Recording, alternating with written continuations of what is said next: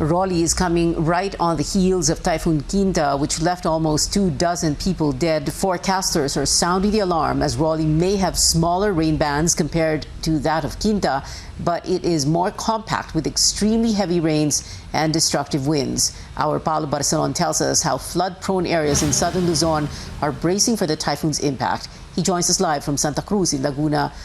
Paulo, how are things looking like there?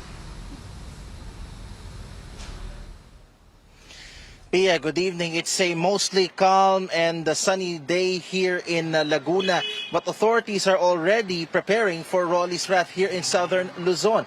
That's some of them are still reeling from the effects of Typhoon Quinta. Here in Laguna, Pia, 18 out of 30 towns and cities are considered flood-prone, and authorities may soon implement preemptive or forced evacuations.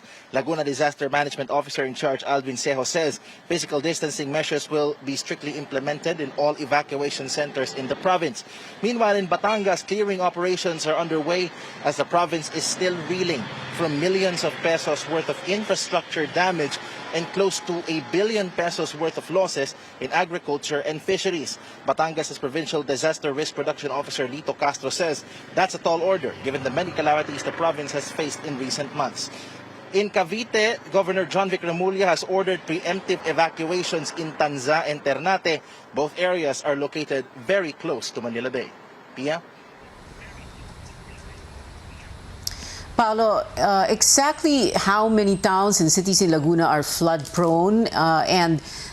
Quinta left hundreds of millions of pesos in damages to agriculture and infrastructure. What is the government's assessment so far?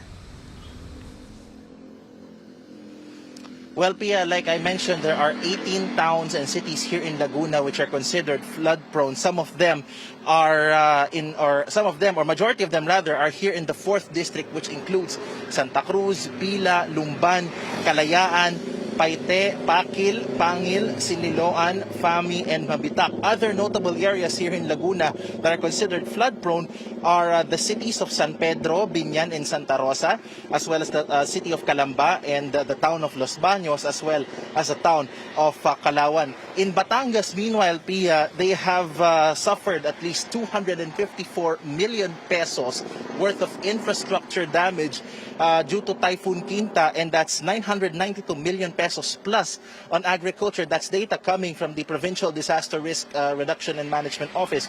In Batangas, there are no more flooded areas so far, but there are still some areas still without power, which is why it's making the preparations for Typhoon Rolly a little bit challenging, because Southern Luzon, particularly Laguna and Batangas, have suffered different types of natural disasters as well as the ongoing pandemic. Back to you. Paulo Barcelon, they're reporting from Laguna.